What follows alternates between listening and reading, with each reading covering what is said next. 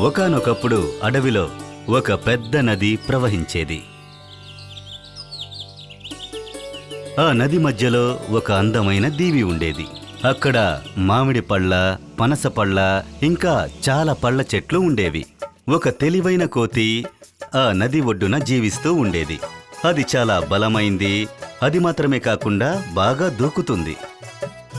ఆ నది ఒడ్డుకి దీవికి మధ్య ఒక పెద్ద బండరాయుండేది. అసాధ్యమైన ఆ తెలివిగల కోతి ఆ నది ఒడ్డు నుంచి బండ మీదకు దూకి అక్కడ్నుంచి దీవికి వెళ్ళిపోతుంది. రోజు మొత్తం పళ్ళు తింటూ ఉండేది. ఈ ఫ్రెష్ అయిన ఫ్రూట్సే నన్ను యవ్వనంగా ఉంచుతున్నాయి. సాయంత్రం అయిన వెంటనే మళ్ళీ అదే దారిలో వెళ్ళిపోయింది. ఈ రాయికే థ్యాంక్స్ చెప్పాలి. ఇది గనక ఇక్కడ లేదంటే ఈ రుచికరమైన పళ్ళని నేను తినలేను కదా.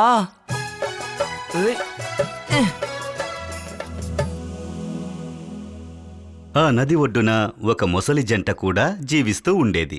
Mister and missus crocodile. వాటికి మొదటిసారిగా పుట్టబోతున్న మొసలి పిల్లల కోసం ఎదురుచూస్తున్నాయి. మై డియర్, ఇప్పుడు నాకెందుకనో రకరకాల రుచులు తినాలి అనిపిస్తోంది. మీరు మాత్రం రోజు చేపలే తీసుకొస్తున్నారు, బోరు కొడుతోంది. గర్భంతో ఉండడం వల్ల మిస్సెస్ క్రోకోడైల్కి మంచి ఆహారం తినాలనిపించింది. తన ప్రియమైన భర్తతో విచిత్రమైన విషయాల్ని అడిగింది. ఇంకోవైపు ఆ తెలివైన కోతి ఒక చెట్టు మీద నుంచి ఇంకో చెట్టు మీదకు దూకి వెళ్లడం మిస్సెస్ క్రోకోడైల్ చూసింది. ఆ దీవిలో రకరకాల పళ్ళున్నాయట. ఈ కోతి ఎలా వెళ్ళొస్తుందో తెలియడం లేదే. దాని గురించి నువ్వెందుకు దిగులు పడుతున్నావు? అది మనకు అనవసరమైన విషయం. ఒకరోజు నది మీద తేలుతూ వచ్చిన ఒక పండుని మిస్సెస్ క్రోకోడైల్ తీసుకుని తిన్నది. ఆహా, ఈ పండు చాలా రుచిగా ఉంది. నా జీవితంలో ఇంతవరకు ఇంత రుచికరమైన పండు నేను తిననే లేదు. ఈ పండు రుచికి సాటి మరొకటి లేనే లేదు. ఇక చాలా ఆపు, అనవసరంగా ఎందుకు మాట్లాడుతున్నావు? చూడండి, ఈ పండే ఇంత రుచిగా ఉందంటే రోజు పండ్లు తినే ఆ కోతి ఇంకెంత రుచిగా ఉంటుంది. నాకు ఆ కోతి కావాలండి. ఎలాగైనా సరే ఆ కోతి గుండెను తినాలని ఆశపడింది. మిస్టర్ క్రోకోడైల్తో తన కోరికను చెప్పింది. డార్లింగ్, ఆ కోతి గుండె చాలా టేస్ట్గా ఉంటుందనుకుంటాను. ఎందుకంటే అది రోజు ఈ పండ్లనే తింటోంది. ఏంటి, కోతి హృదయమా? నీకు మతిపోయిందా ఏంటి? నువ్వసలు ఏం మాట్లాడుతున్నావో తెలిసే మాట్లాడుతున్నావా? నాకేమీ తెలీదు. నాకు ఆ కోతి గుండె కావాలంతే. కోతిని పట్టుకోవడం మామూలు విషయం కాదు. నువ్వది అంత సులభం అనుకుంటున్నావా? నాకు మీరు ఏ సాకులు చెప్పకండి. ఎలాగైనా నాకు ఆ కోతి గుండె మాత్రం తీసుకొచ్చివ్వండి. దాన్ని సంతోషింపజేయడానికి కోతి గుండెను తీసుకొస్తానని మాటిచ్చింది. సరే సరే, నేను ఎలాగైనా దాని హృదయం తీసుకురావడానికి ప్రయత్నిస్తాను. మిస్టర్ క్రోకోడైల్ చాలా తీవ్రంగా ఆలోచించడం మొదలుపెట్టింది. ఏం చేయాలని ఆలోచిస్తున్నారా? నేను ఐడియా చెప్పనా? నేను మంచి మంచి సలహాలు చెప్తానని మీకు తెలుసు కదా. కాస్త మాట్లాడకుండా ఉంటేనే నేను ఏం చెయ్యొచ్చో ఆలోచిస్తాను, సరేనా? మిస్టర్ క్రోకోడైల్ చాలాసేపు ఆలోచించింది. హఠాత్తుగా అది నాకొక మంచి ఐడియా తట్టింది. రేపు ఉదయమే అది ప్రయోగించి చూస్తాను. ఇప్పుడు నేను ప్రశాంతంగా నిద్రపోగలను. తర్వాత రోజు ఉదయం మిస్టర్ క్రోకోడైల్ ఈదుకుంటూ ఆ రాతి బండ దగ్గరకు వెళ్ళింది.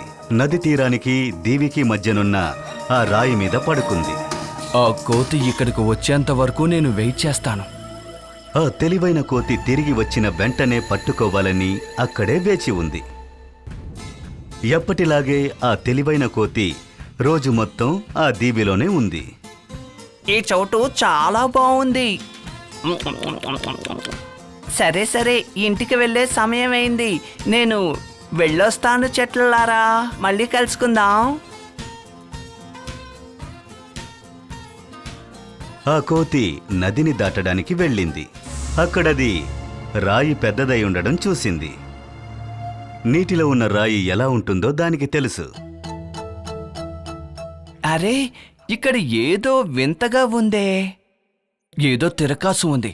అదేంటో వెంటనే తెలుసుకోవాలి.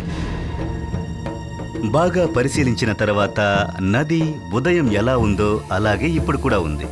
కానీ రాయి మాత్రం పెద్దదైనట్టు అనిపించింది. కాదు కాదు కాదు, నేను చాలా జాగ్రత్తగా ఉండాలి. నీళ్ల లెవెల్ అలాగే ఉంది. అలాంటప్పుడు రాయి సైజు మాత్రం ఎలా పెరుగుతుంది? పెద్దదిగా కనిపిస్తోంది. ఎందుకైనా మంచిది చెక్ చేయాల్సిందే. ఆ కోతి ఎంతో జాగ్రత్తగా ఆ రాయిని చూసింది. ఇది ఆ కుతంత్రాలు తెలిసిన మిస్టర్ క్రోకడైల్ పని అయ్యుంటుందని అది అనుకుంది. అమ్మయ్యా, మంచిదైంది. నేను చాలా జాగ్రత్తగా ఉన్నాను. ఒకవేళ నేను పట్టించుకోకుండా ఉండుంటే స్వర్గంలో ఉన్న మా తాతయ్య బామ్మల్ని కలిసి ఉండేవాడిని. ఎందుకైనా మంచి చెక్ చేద్దాం. దాన్ని తెలుసుకోవడానికి ఆ రాయితో మాట్లాడింది. నా ప్రియమైన రాయి, నువ్వు ఎలా ఉన్నావు? అది నోరు మెదపలేదు. మళ్ళీ కోతి అదే మాటను చెప్పింది. దాన్ని విన్న వెంటనే మిస్టర్ క్రోకడైల్ అయోమయంలో పడింది. ఏంటిది? ఈ రాయి మాట్లాడుతుందా ఏంటి? ఇప్పుడు ఏం చెయ్యాలబ్బా? ఆ కోతి మూడవసారి గట్టిగా మాట్లాడింది. ఏంటి రాయి, ఎలా ఉన్నావు? గట్టిగా మాట్లాడు. కోతి మళ్ళీ గట్టిగా పిలిచింది. ప్రతిరోజు నేను మాట్లాడితే నాకు నువ్వు సమాధానం చెప్తావు, కానీ ఈ రోజు ఎందుకు మాట్లాడడం లేదు? అసలు నీ సమస్య ఏంటి చెప్పు. నేను ఏదైనా పొరపాటు చేశానా చెప్పు. దయచేసి మాట్లాడు. మిస్టర్ క్రోకడైల్ ఆలోచనలో పడింది. అయితే ఖచ్చితంగా ఇన్నాళ్ళు ఈ రాయి కోతితో మాట్లాడిందన్నమాట. ఒకవేళ ఈ రోజు నేను దీని మీద పడుకోవడం వల్ల భయపడిందేమో. ఈ రాయి మాట్లాడుతుందని ఇక నేను వేచి ఉండలేను.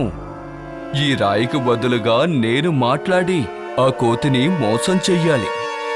వెంటనే అది అరిచింది. నేను బావున్నాను కోతి. నాకు నీ మీద ఎటువంటి కోపం లేదు. నా గొంతు కాస్త బాగోలేదంతే. అందుకనే కాసేపు నేను మాట్లాడకుండా ఉన్నాను. నీకు ఏం కావాలి? నువ్వు ఎవరు? ఆలోచించకుండా క్రోకడైల్ సమాధానమిచ్చింది. నేనే మిస్టర్ క్రొకడైల్. నువ్వెందుకని అక్కడ పడుకున్నావు? నీ హృదయాన్ని తీసుకోవడానికి వేచి ఉన్నాను. ఈరోజు నువ్వు నా నుంచి తప్పించుకోలేవు కోతి. తెలివైన కోతి వెంటనే ఆలోచించింది. అవును కదా, నువ్వు కరెక్ట్గానే చెప్తున్నావు. ఈ దారి తప్ప ఒడ్డుకు చేరుకోవడానికి మరో దారి లేదు కదా. నేను బాగా ఇరుక్కున్నాను, కానీ తప్పించుకుని తీరాలి. దాన్ని ఎలాగైనా మోసం చేయాలి, కానీ ఎలా? ఆ కోతి కాసేపు ఆలోచించింది. నాకు అర్థమైంది. మొసళ్ళు నోరు తెరిచేటప్పుడు కళ్ళు మూసుకోవడం నేను స్వయంగా చూశాను. వెంటనే అది అరిచింది. మిస్టర్ క్రొకడైల్, నా మిత్రమా, అదృష్టం కొద్దీ నువ్వు నన్ను పట్టుకున్నావు. అందువల్ల నేను నా హృదయాన్ని ఇస్తాను. నువ్వు నోరు తెరిచుంచు. నేను నీ దగ్గరికి రాగానే తీసుకో, సరేనా? ఇది నిజంగానే మంచి ఆలోచన. మిస్టర్ క్రోకడైల్ నోరు పెద్దగా తెరిచిన వెంటనే కళ్ళు మూసుకుంది. తెలివైన కోతి దాన్ని చూసిన వెంటనే మిస్టర్ క్రోకడైల్ తల మీద కాలు పెట్టి వేగంగా అక్కడ్నుంచి అటువైపుకు వెళ్ళిపోయింది. తను మోసపోయానన్న విషయం క్రోకడైల్ తెలుసుకున్న వెంటనే ఆ కోతి విజయాన్ని చవిచూసింది. ఒక గొప్ప ఆటల పోటీలాగా ముసలి కోతిని మెచ్చుకుంది. కోతితో ముసలి, ఇలా చూడు కోతి, నేను నిన్ను హత్య చెయ్యాలని ఎప్పుడూ అనుకోలేదు. కానీ నిన్ను చంపి నీ హృదయాన్ని తీసుకురమ్మన్నది నా భార్య. అందుకే అలా చేశాను. కానీ నువ్వు ఎవరికీ ఎటువంటి ఇబ్బంది కలిగించకుండా నిన్ను నువ్వు కాపాడుకోవాలనుకున్నావు. నీ తెలివికి నేను మెచ్చుకుంటున్నాను. ఆ మాటలు చెప్పి మిస్టర్ క్రోకడైల్ తిరిగి వెళ్ళిపోయింది. ఇంటికి వెళ్ళిన వెంటనే మిస్సెస్ క్రోకడైల్తో జరిగిన విషయాన్ని చెప్పింది. మొదట అది బాగా కోప్పడింది.